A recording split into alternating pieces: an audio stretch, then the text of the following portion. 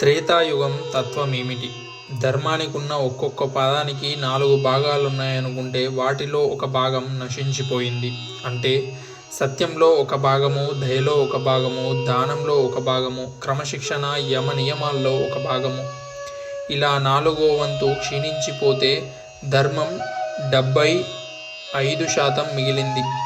ఆ తర్వాత ద్వాపరయుగం. ఒక్కో పాదంలోని 4 భాగాల్లో 2 భాగాలు చొప్పున క్షీణించిపోయి 2 భాగాలు స్థిరంగా మిగిలాయి. అంటే ధర్మం 50%, అధర్మం 50%. ఇది ద్వాపరయుగ లక్షణం. కృతయుగాన్ని వసంత ఋతువుతో పోల్చవచ్చు. ఆ తర్వాత వచ్చిన కలియుగాన్ని చలికాలంతో పోల్చవచ్చు. చాలా కఠినంగా ఉంటుంది, భరించలేని శీతలంలా. వెచ్చగా ఉండడం అంటే ఏమిటి? ప్రేమకు చిహ్నము. శీతలం అంటే కఠినం. ఇంగ్లీష్లో ఓ వ్యక్తి కఠినంగా ఉండడం చూస్తే why are you such a cold person అంటాం. కోల్డ్ పర్సన్ అంటే హృదయమే లేదు, ప్రేమ అంతరించిపోయింది.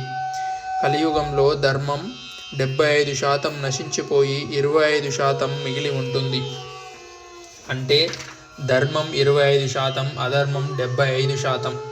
అధర్మం 35 వంతు రాజ్యమేలుతున్నప్పుడు నాగరికతలో నైతిక విలువలుండవు, న్యాయ విచక్షణ ఉండదు. స్వార్థము, సంకుచితత్వము, షాడిజము, అవినీతి, నేర ప్రవృత్తి, విశృంఖలత్వము, వ్యంగ్యము, నిర్దయ, అసత్యము, అవిధేయత ఇవన్నీ కూడా ప్రబలిపోతాయి.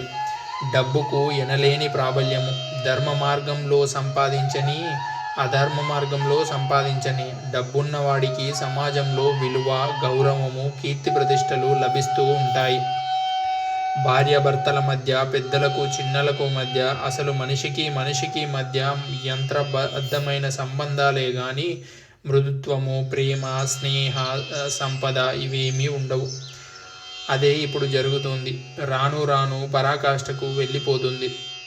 కాలచక్రం ప్రకారము ఋతువు తర్వాత ఋతువు వచ్చి మళ్ళీ వసంతకాలం ఉదయించినట్లు ఈ యుగం నశించిపోయి మళ్ళీ కృతయుగం అంటే సత్యయుగం ఆవిర్భవిస్తుంది.